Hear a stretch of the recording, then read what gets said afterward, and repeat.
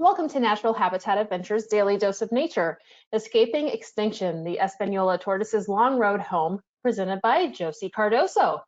As an expedition leader, Josy's desire is to share her passion for the islands with her guests and to impart an appreciation for the natural environment and wild inhabitants.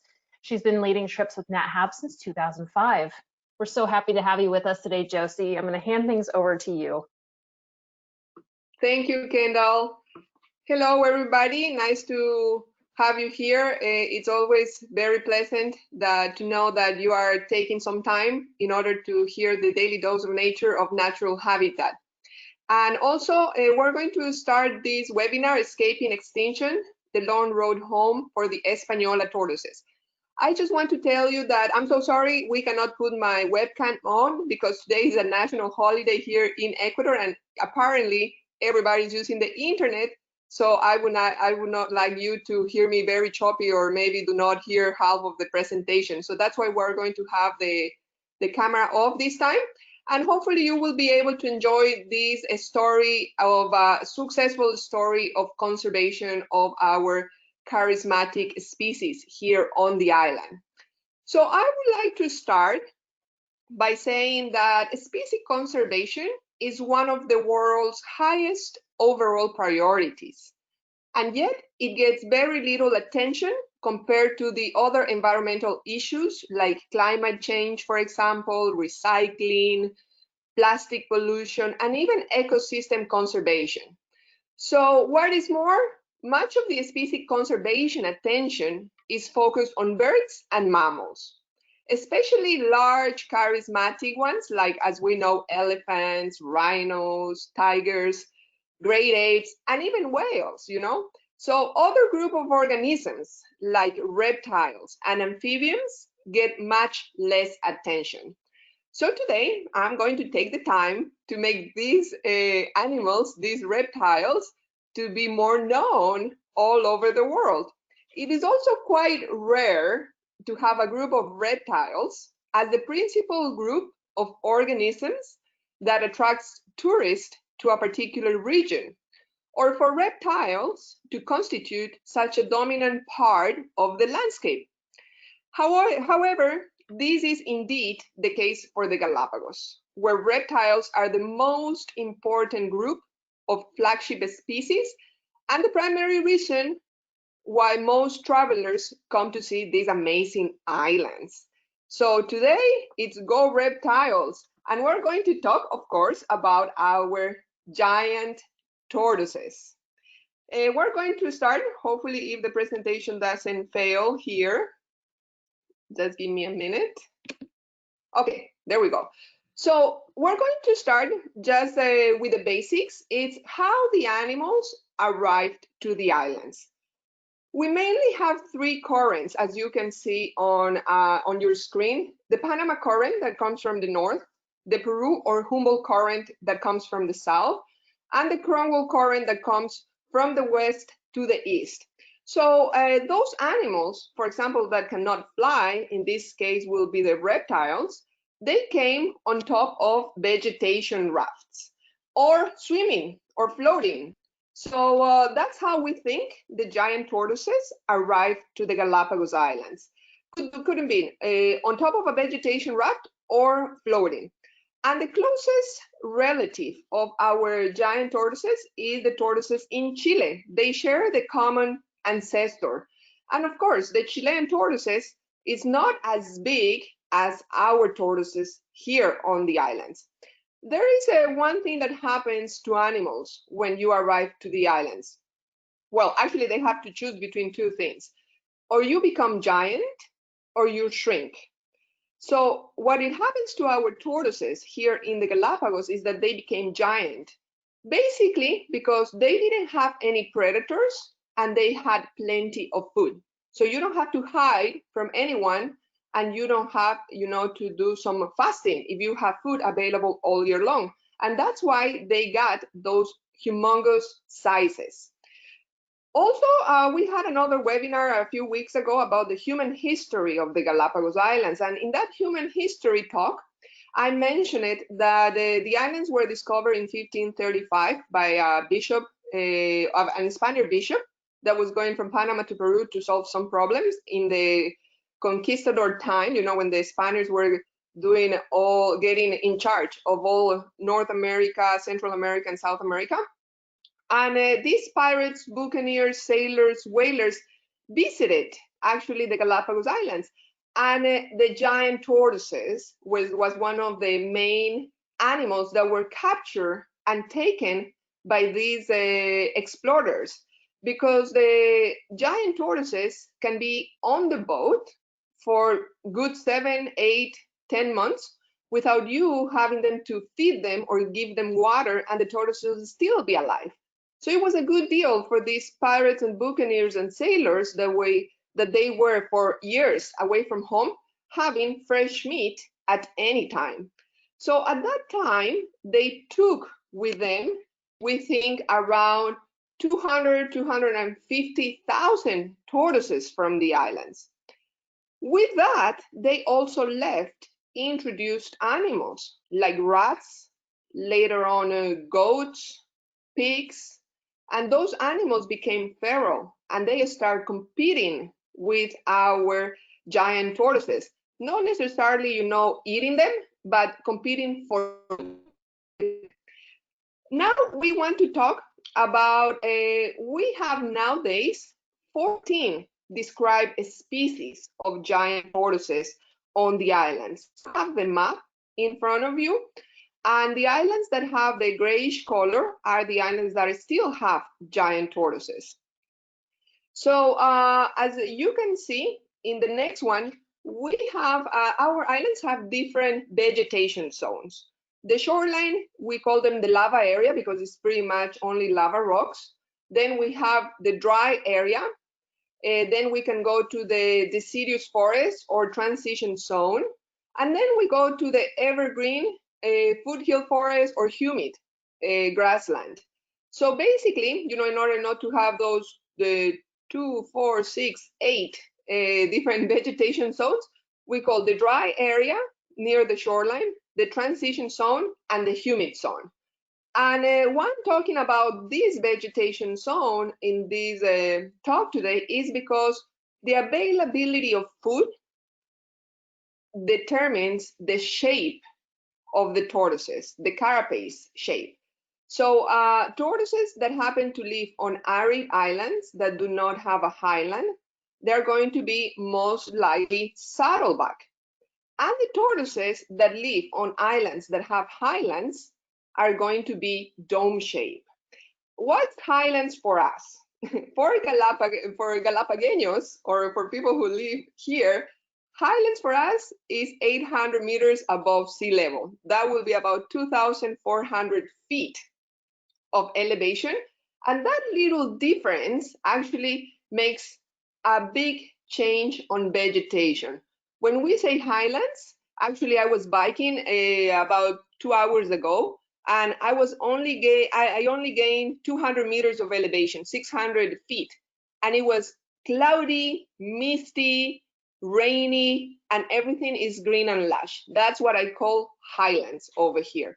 So you can see the slide in front of you, and the tortoises A and B, that's what we consider a dome-shaped morphotype. And the morphotype is the external features that you can see on an animal. The C and D will be the saddleback. And the main difference between the dome shape and the saddleback, if you notice the shell, in the dome shape, the front part of the carapace actually goes down. And the saddleback, if you see also on the photo, it goes up instead of going down. And the main reason, as you can see on the presentation, is that the dome shape has plenty of food available everywhere. So they don't have to stretch the neck, they don't have to raise their limbs in order to reach for food, which is totally the opposite with a saddleback. Saddleback tortoises happen to live on arid islands. That means there is not that much water around, there's not that much grass around, and whatever is juicy and tasty, the tortoises have to raise their neck in order to reach for example, a prickly pear cactus. They have to reach maybe for some other vegetation, and also their limbs are more slim and they reach higher altitude. So that's the difference in the main two morphotypes that we have, dome shape and saddleback. Also, let's talk a little bit about the sexual dimorphism on the giant tortoises. Males are going to be 2 or 3 times bigger than the female, and that happens in the two morphotypes, dome shape and saddleback. In the photo that you're seeing in front of you, you have this natural pond formed by rain, and you have a big male and a female in front of it. So that's the actual difference on the size. So you can tell apart very easily. And here are tortoises mating, a saddleback morphotype mating. So male goes on top of the female, and that's one of the reasons why the female has to be also a lot smaller, you know, in order for the female to be able to reach the female and be able to copulate. Why I wanted to do this very brief introduction is just to have a general idea of the shape of carapace that we have here on the tortoises, the sexual dimorphism. And now we're going to actually start with the information about the Española tortoises. As you can see the map of the islands, we have 2 islands painted on green. And the larger one that is painted on green, it's Santa Cruz, where I happen to be now. That's one of the most inhabited islands. And Española tortoises, it's on the bottom right-hand side corner. And Española is considered one of the oldest islands of Galapagos. Española happens to be an island that do not have a highland, so it has arid vegetation. Therefore, the tortoises that are going to be living there, the morphotype is saddleback. Okay, that's actually how the shape of the carapace happens to be. They have actually to reach for Opuntias is the prickly pear cactus. Over here, you have a closer look of Española Island, and you have the distribution on those white dots where the giant tortoises happen to be walking around. Española tortoises, as I mentioned to you before, was one of the islands where the pirates, buccaneers, and sailors collected tortoises by hundreds and hundreds, because tortoises were near to the shoreline. So the pirates, buccaneers, and sailors were smart enough to go to those type of islands where the tortoises were close by. Because if they come to an island like Santa Cruz, where I happen to be, they will have to walk first a good 15 kilometers and then come back with the tortoises on their backs. So that would be impossible. So islands like Española, the population were decimated, Española, Santa Fe, Pinta Island, because the proximity of the tortoises to the shoreline. Easy catch, actually, for these boats. Over here, Española Island actually had a population. We started with a conservation program of restoring the population of giant tortoises in the 60s. When we started with that program, on that island, Española, there were only 14 tortoises left. That's it, no more than 14. And from those, 12 tortoises were females and 2 tortoises were males. Those tortoises were taken to the Darwin Research Station and the National Park facilities that happens to be here on Santa Cruz, in order to put them together on an area that they will be able to see each other every single day and hopefully mate. What was going on Española Island is that the island was too big for those 14 tortoises. They were not able to see each other often, and also the amount of food diminished. Because on Española, a part of having the pirates, buccaneers taking them, we had a problem with introduced animals. And one of the main problems were goats. So goats were competing for the same source of food of our giant tortoises. And at some point, our tortoises didn't have that much to eat. As you can see in this photo, we have a saddleback morphotype, right? That's actually a male. Females are half of the size. And the guy that is holding that tortoises is Washington Tapia. He's one of the experts here in taking care of and doing the reproduction and breeding and rearing in captivity program. And he was in charge of doing this with the Española tortoises. So when those 14 tortoises arrived to the breeding center here on Santa Cruz Island, we decided to communicate to all over the world to ask actually if someone has Española tortoises. Also, apart from the pirates, buccaneers, and sailors, we had expeditions, scientific expeditions passing by the Galapagos, and they were collecting organisms. And one of the most favorite organisms were giant tortoises. So in the 30s, one of the Española tortoises was taken by a scientific expedition to the United States. And in the 60s, when we started the program of the Española tortoises, we sent, you know, these, well, at that time, there were no emails, letters, asking all the museums and asking all the zoos all over the world for Española tortoises. And guess what? San Diego Zoo in California had one of the Española tortoises. And San Diego Zoo said, you know, we'll be so happy to send these tortoises down in order to help the restoration program of the Española tortoises. He was actually from Española. So we named him Diego because he was in San Diego Zoo. And Diego is actually the one that you have in the photo. We recognize him because he has in the front part a broken shell. And before Diego arrived, we had the 12 tortoises and the 2 males in the same area, but they were not doing as well as we thought. They were going to be seeing each other every single day and mating like crazy, right? So suddenly Diego arrived and he started mating with all of those females. And that's what we actually wanted. But of course, we didn't want Diego to be the daddy of all the tortoises that we, on these years, in these last 50 years, were going to be sent back to Española. So Diego arrived and we had 3 males and 12 females. Now I'm going to tell you how the program took place. Having them on this area, they will mate, they will dig the hole, they will lay the eggs, and we also feed them. Usually we feed them 3 times a week. So when they laid the eggs, the wardens were able to see, and also the season. You know, usually with the warm season is when reptiles start mating and laying eggs. So what you have in front of you in the screen, it's our high technology incubators. As you can see, it's just like a regular closet. No high technology devices. I always like to joke about that. It's basic, you know. It's very basic. We have a light bulb in order to make it warmer, a thermostat, a fan, because we want to regulate the temperature. So in those closets is actually where all the magic take place.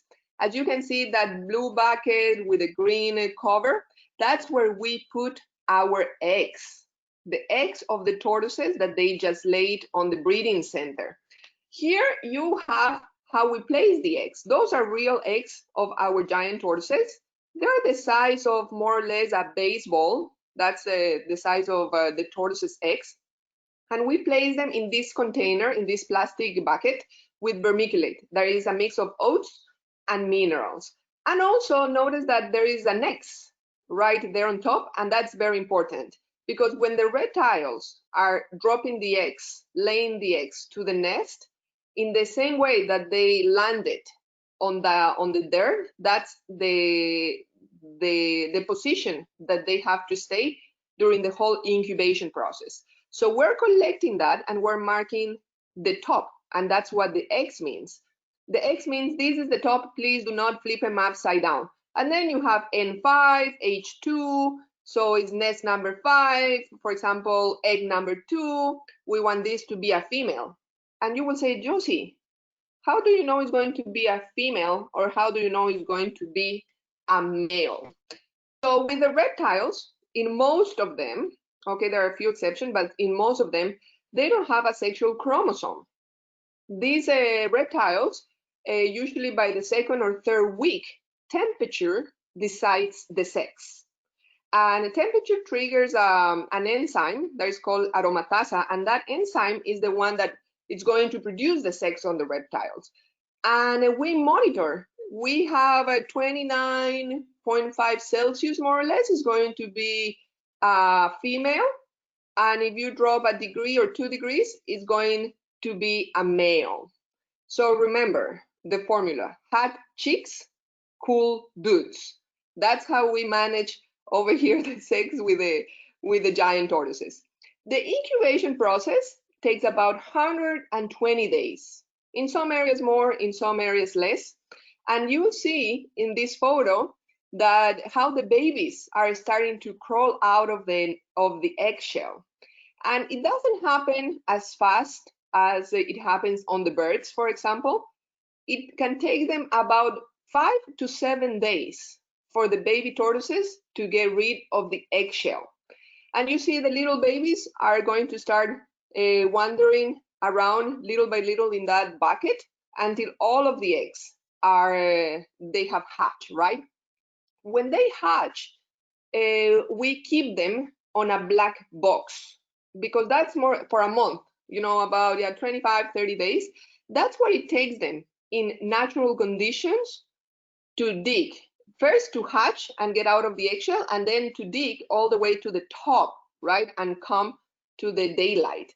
So we want to imitate exactly the same conditions as if they are on the wild. So I'm going to stop here for a little bit and just ask why we're doing this, why we take all this time and all this effort to do all this breeding in captivity. And the main answer is introduced animals. Rats at that size when the babies hatch, they are not bigger than the palm of your hand, are very, very vulnerable. They still have the yolk sac hanging out there. So rats can eat the fleshy part of the tortoises. Also fire ants. Fire ants can kill tortoises, the baby tortoises. So that's the main reason why we still hatch them in captivity. We protect them for 1 month before we put them out into the daylight in our pens. Okay, so that's what we do on our breeding center here on Santa Cruz. So when the month has passed, we put them over here in these pens that you can see. And you can see some color as well in the back part of the carapace. And you see Española in 2018, I think it says. We have each pen with the name of the island that the tortoises belong to it. Because if you mix them all together, they look alike when they're little. So it will be very, very hard just by seeing them, telling, okay, this belongs to Española or this belongs to Santa Cruz. So we put them, each one has its own pen. You see a little bit of that rock underneath its shade it's produced. So when it's very hot or when it's very cold, they get inside to protect themselves and keep the heat. Also, we put a little bit of water because they need to drink water, and we feed them 3 times a week as we do with the big ones. And we're going to keep these babies in this pen for about 3 years. And we're going to be measuring them, we're going to be weighing them, we're going to keep track of how much they grow. If you ask me, Josy, can you tell which one is a male and which one is a female there in that photo? No, it's impossible, just by seeing them to tell the difference, because they still have to grow, they still have to get their plastron concave or a little bit convex in order to tell whether it's a male or a female. But with the number, the color means the island. The number is the name. So for example, number 17 is Pedro and number 20 is Maria. So that's how we know which one is female and which one is male. And later on, after 3 years that they've been in this beautiful hotel, we're going to put them in the next area, in the next pen, that is the adaptation area. In that adaptation area, they're going to be going up and down rocks. They're going to go and climb up to get the water that is being placed on an area that we call the pond area. and they're going to be competing with other tortoises of the same size, the same age, that are tortoises from 4, 5, and 6 years old of other islands.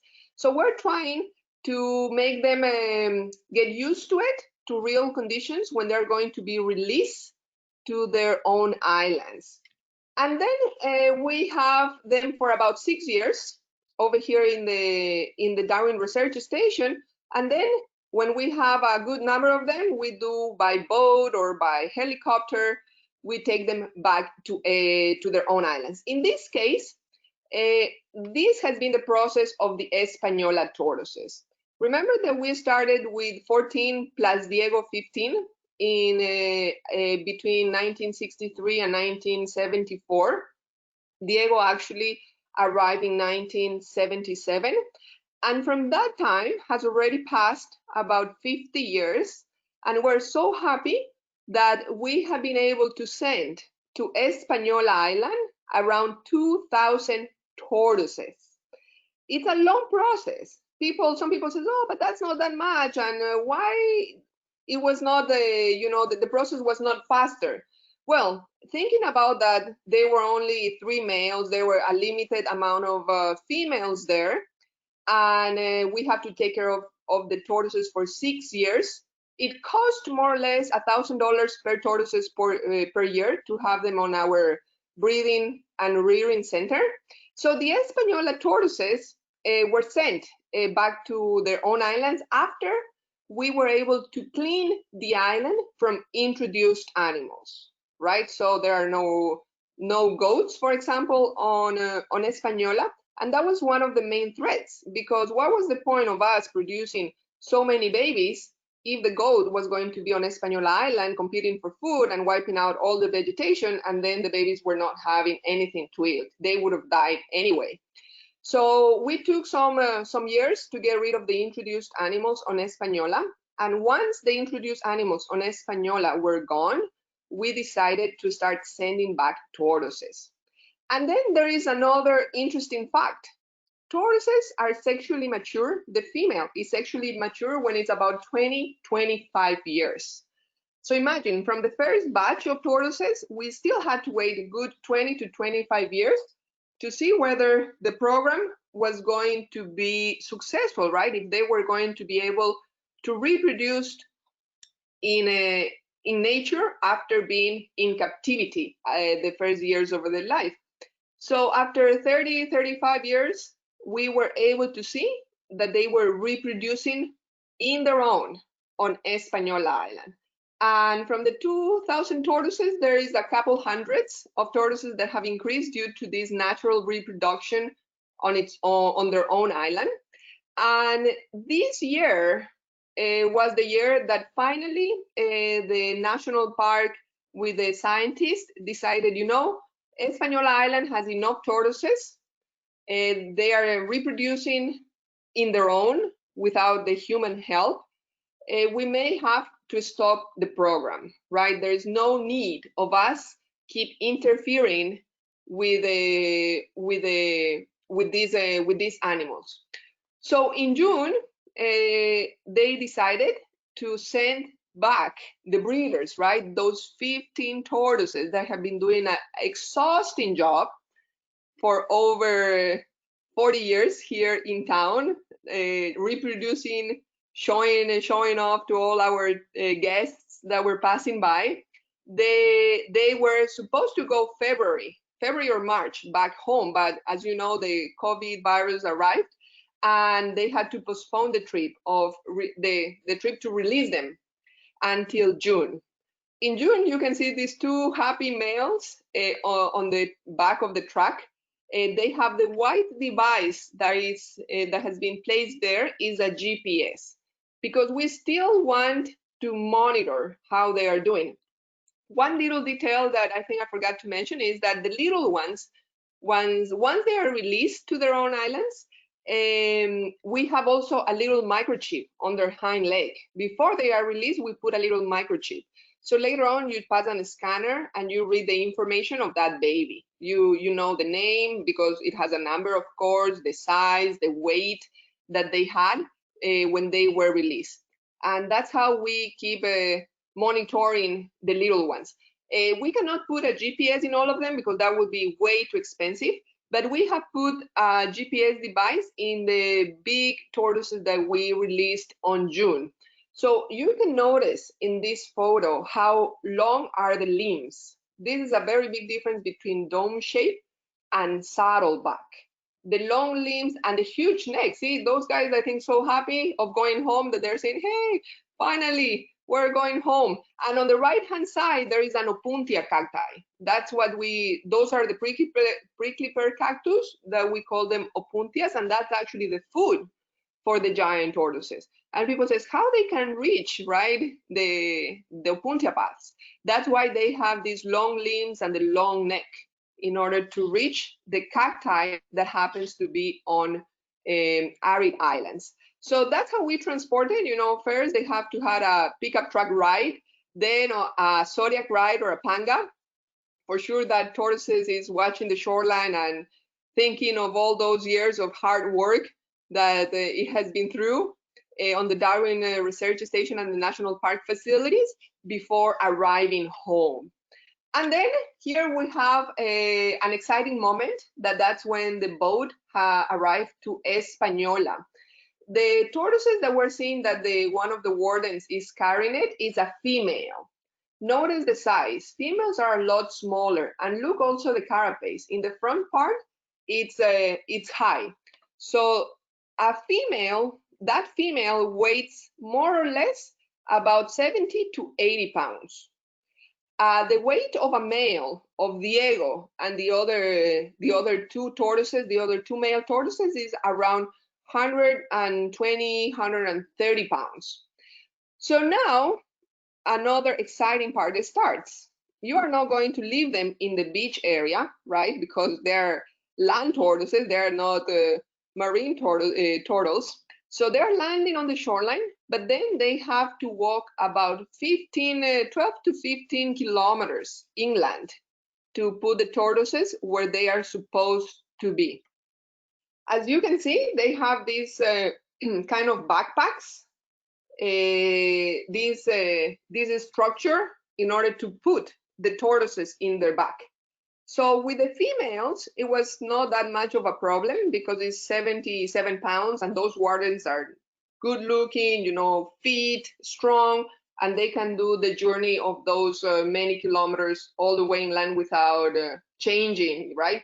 But the three males was a different story. They had shifts because 120 pounds is a different story. So they had to take turns between the wardens to take the big males all the way inland. So now here is actually Huacho Tapia, the guy that was in the first photo at the beginning, carrying one of the males. When you are carrying it like that, vertical, it's very important, okay? Because that's the way how you are not going to asphyxiate or stop the breathing system of the tortoises. I don't know if some of you have heard that the pirates, whalers, and buccaneers, they used to put the tortoises upside down. That's totally not true, because if you put the tortoises upside down, they will die. All the lungs that are usually placed above, above the body in the carapace area, it will be smashed by the whole weight of the body. So they will not be able to breathe. So I don't know who at some point said that in those boats, they will put them upside down. They had to be in the right position for the tortoises to be able to breathe. So that position also is one of the best ways to carry the tortoises all the way inland. As you can see, the vegetation is arid. We have lava rocks everywhere, but it's still easier if you have to walk from the shoreline to the highlands. So that's why the tortoises, mainly saddleback tortoises from arid islands, were taken by the pirates and buccaneers. Over here, they are already, releasing the tortoises, and so far they are adapting very well. They are moving, they are eating. We have not seen any unusual activity of those 15 tortoises that were released on Española about almost going to be about 2 months ago. This is after they released them, they did some footage, and the tortoises adapted very well. You know, they start walking, they start looking for food, so that's a good sign. When they move around and they start right away eating, that's a very good sign that the tortoises have high chances of adapting to the area. Remember that 50 years they've been stuck pretty much for a greater good in the Darwin Research Station, making babies in order to restore the population of Española tortoises. So also, why, at the end, why we bother? Why we spend so much money? Why we spend so much time and effort doing this? It's because the tortoises play an important role on our ecosystems. They are the engineers, as we like to say, of the landscape.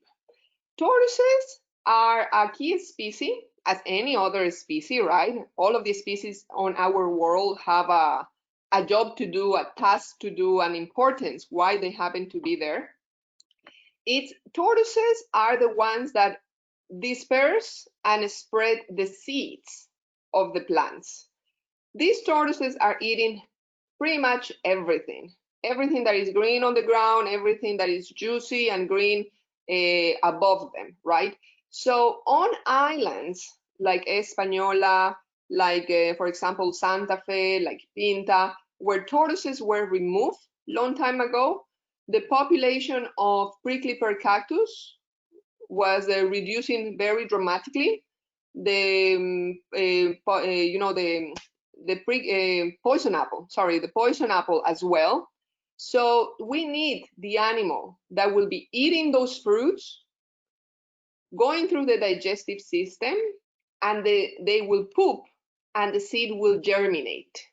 It has been proven that some seeds need the juices of the stomach of different animals to be able to germinate even better. So while the tortoises is eating here right now, tortoises takes about 2 weeks for the digestion process. So 2 weeks later, the tortoises is not going to be in the same area. It's going to be meters or kilometers away. And that seed is going to come out, it's going to germinate, and it's going to form a new tree. So that's why it's very, very important, the restoration program of giant tortoises here on our islands, to keep the balance between the ecosystem, right? Between the reptiles and the plants. That's basically one of the most important reasons why we did all this program. And also remember that it was not natural causes that almost caused the extinction, or actually on some of the species became extinct. It was due to human whalers, pirates, buccaneers at that time.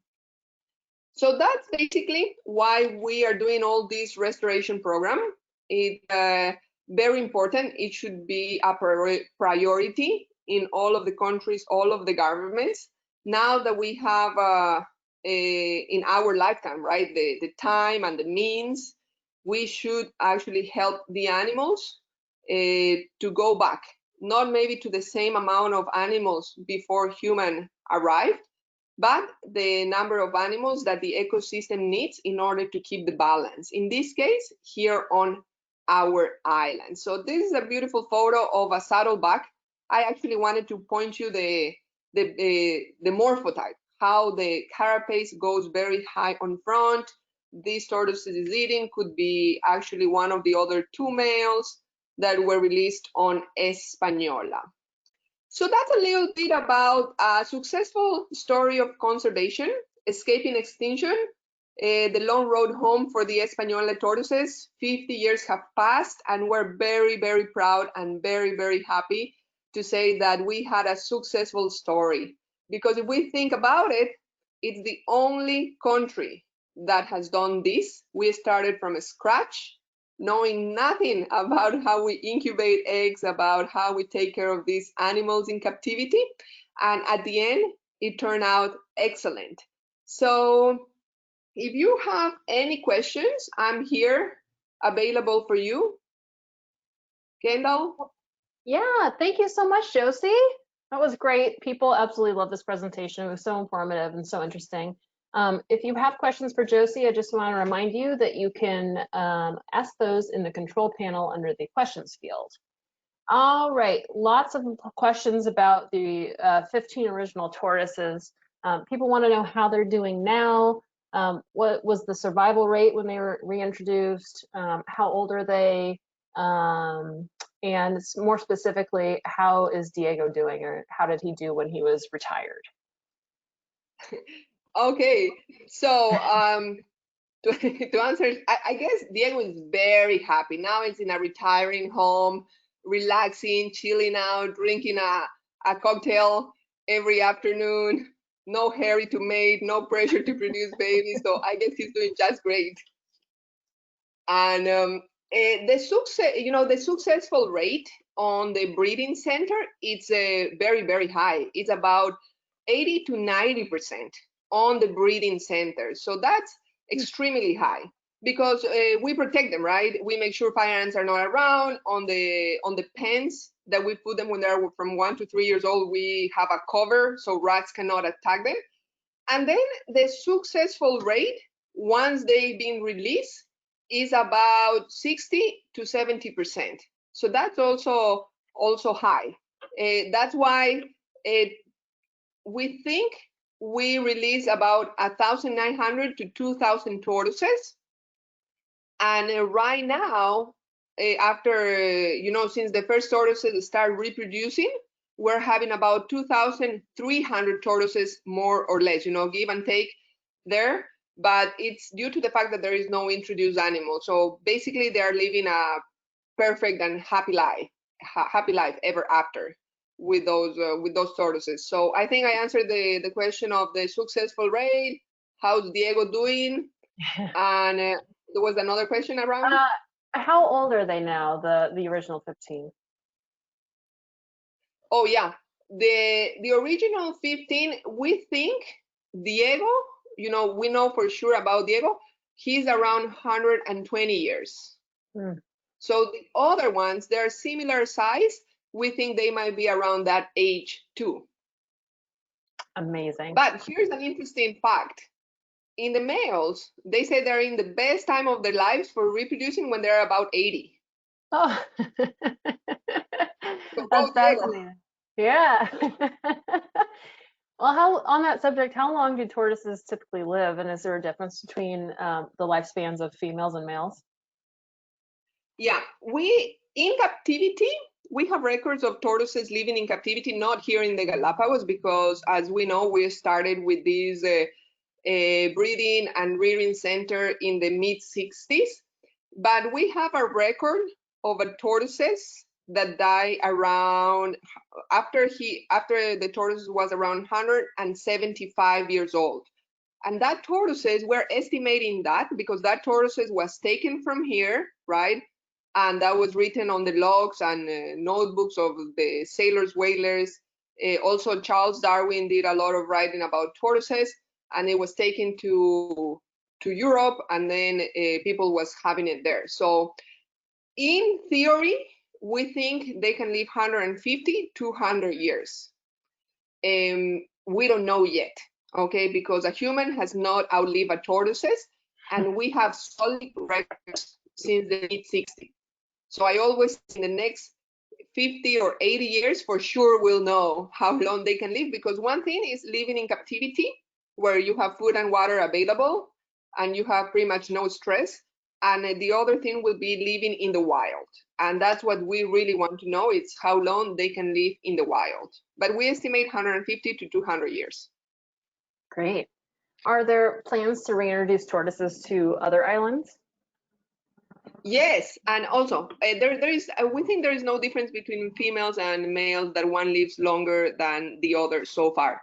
We do have plans. We have Floriana. Floriana Island was one of the islands that also the tortoises became extinct.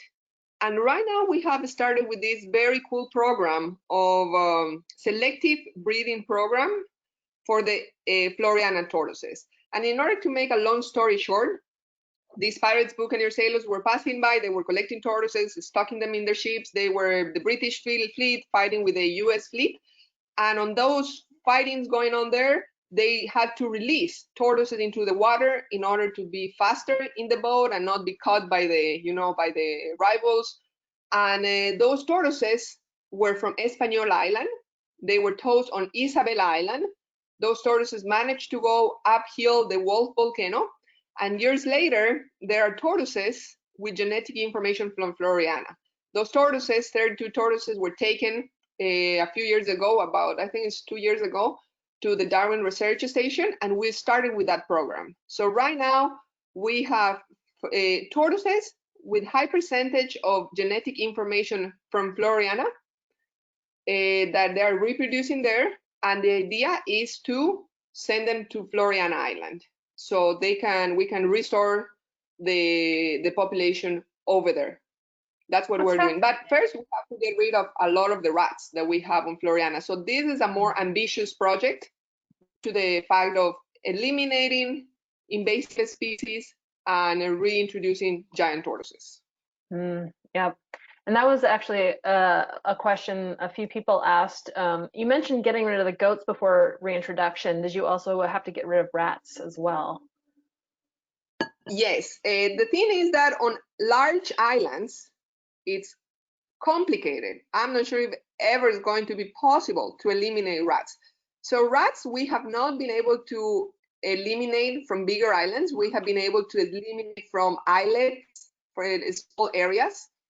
And that's why I say Floriana is a more ambitious project, because they're trying to control the rats. I'm not sure if we're ever going to be able to eliminate them. And that's why whenever we reintroduce the animal, in this case the tortoises, it has to be over 6 years old.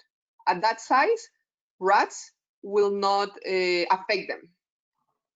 That's why we have kind of a control over rats and tortoises when we release them at the right time. Sure, that makes sense.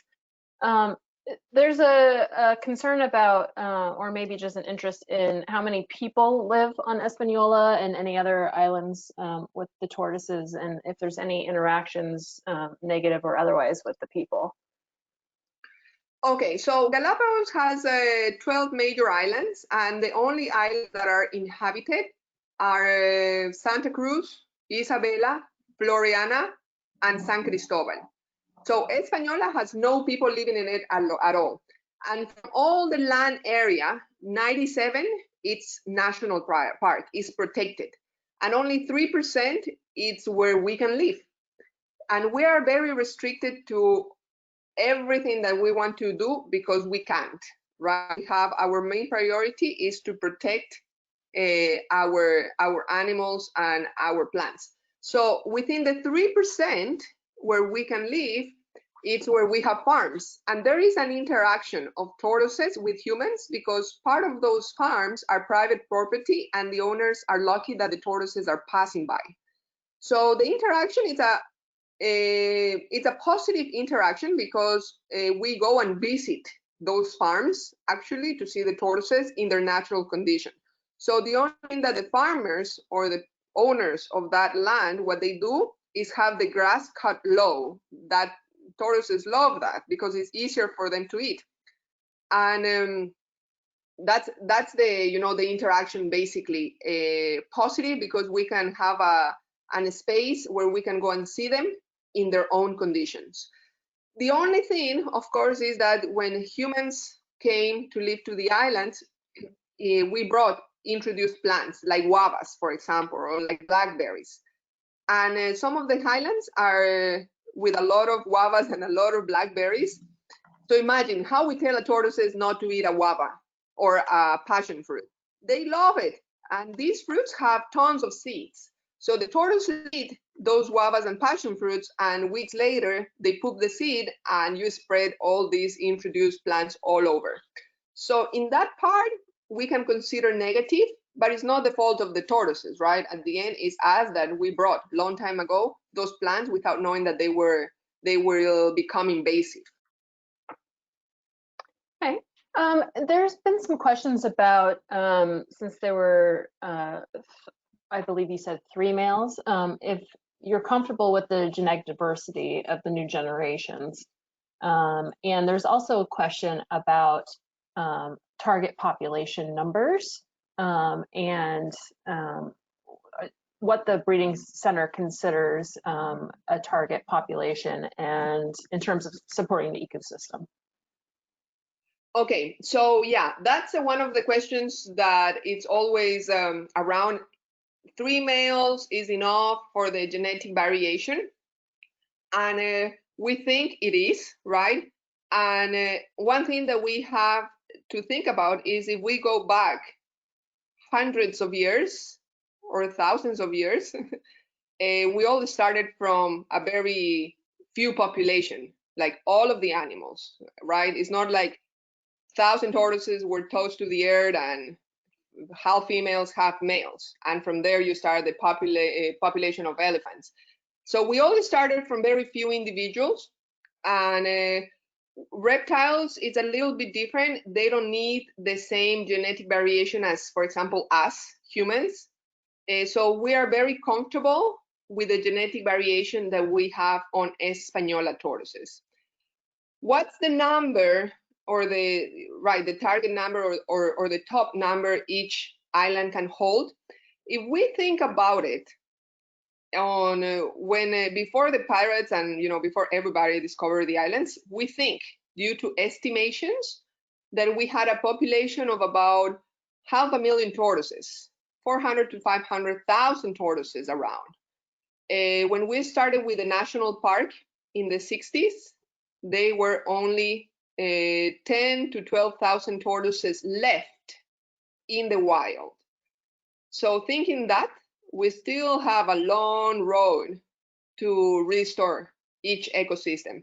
And the perfect number is never a perfect number, but it will have to be with the size of the island, right? The amount of vegetation there is around. If you are able to eradicate all of the introduced animals, that's and each island it's different. So for Floriana Island it's larger than Española. So maybe the number over there is going to be bigger. Okay, that makes total sense. And a lot of people are curious about the number of eggs a tortoise typically lays. Yeah, the number of eggs each female lays, it depends, but it's between 8, 10 to 12 eggs that they can lay. Okay. Which is totally different, right, from the marine turtles. Marine turtles can lay from, depending the species, 80, 100 eggs, and they can come 2 or 3 times during the laying egg season. In this case, our giant tortoises, they mate when it's usually when it's warmer, like any other reptile. They will mate in the highlands or inland in the arid areas, and then they will, in this case, the ones that are in the highlands, they will make a long road to the arid area. So they will walk kilometers before they arrive to the nesting ground. They lay the eggs there, and then they make their long road home to the highlands again. So in that case, the giant tortoises have a limited amount of eggs, right, per year, and then usually they have to walk a lot. It's quite a journey. Someone wants to know how often they lay eggs. Yeah, usually it's once a year. Okay. Let's see. What you mentioned the marine turtles. What properties or characteristics do tortoises and sea turtles share? That might be a big question. Okay, can you ask me? Sorry, I got it choppy. Oh, sure. What characteristics do tortoises and sea turtles share? Okay, the characteristics are, for example, both have a external, well, the carapace, what we call, we like to call it shell, but it's carapace, right? Also the vertebrae are fused to the top part of the carapace. They lay eggs. Both of them breathe air, right? In that case, the marine turtle always is sticking the head out of the water because they need to breathe air. And also another characteristic is that they've been on our planet long time. Well, in this case, marine turtles even more. They have seen extinctions passing by their eyes. And they live long time. Yes, clearly. There have been a lot of people wanting to know about Lonesome George and what island he was from, what kind of tortoise he was, and how old he was when he died. Yeah, Lonesome George was from Pinta Island, and Pinta was also one of the arid islands because Lonesome George was saddleback, exactly the same as Española. And the same story, you know, pirates, whalers, buccaneers collect them, most of them. Lonesome George also was found by mistake by a couple of scientists that they were doing some research about the snails on Pinta. And when they came back here to town, they say, you know, we saw tortoises passing by our tent. And no one said, no, you're crazy. You know, we've searched that island. There is no tortoises left. And sure enough, they went back and there was Lonesome George. And Lonesome George was the last one of his kind, even though he was also since the early 70s on the Darwin Research Station, and we tried to make him reproduce with other tortoises, with very close relatives. We put tortoises from Wolf Volcano that we thought they were closest in terms of genetic information, tortoises from Española. We spoiled him, you know, we did all kind of things to this Lonesome George in order to see whether he was able to reproduce. We even saw him mating, going on top of the females, and we had females laying eggs. So we were so happy at some point, but those eggs were not fertile. So he died in 2012. We think he was around 120, 130 years, more or less. You know, it's an estimation. And what we think it happened to him is that he was non-fertile since he was born. You know, that's one of the theories why he was not able to give us babies. And now he went to the U.S. to the Smithsonian Museum to be to have taxidermy done on him, and then he's back here. He's actually a hope for conservation. He's a hope for the human life, for us humans, you know, to realize what we did in the past, and we still have a chance to make it better, to protect what is left. And that's why species conservation is extremely important. We have to start paying more attention on that. Mm-hmm. Well, it's getting close to the top of the hour, so I'd like to hand it back over to you if you have any further closing comments to make. Well, thank you so much for this amazing hour. I really hope you are safe at home. Stay tuned with the Daily Dose of Nature, and we really hope we can reunite again. We can travel together, and we'll be waiting for you. You know, all the tortoises. Who knows? Maybe we'll see. I mean, it will be a rare occasion, but we may see Española tortoises while we visit Española Island. So I hope to see you at some point here in the Galapagos. Well, thank you, Josy. This was really encouraging. Someone mentioned this was a really encouraging webinar, so I'm so happy we can present such a positive note to start our week. And I'd like to thank everyone who tuned in today. Be sure to join us tomorrow for our next Daily Dose of Nature. We did record today's presentation, so we'll have the replay available on our website soon. And with that, I'll conclude the webinar. Goodbye, everybody.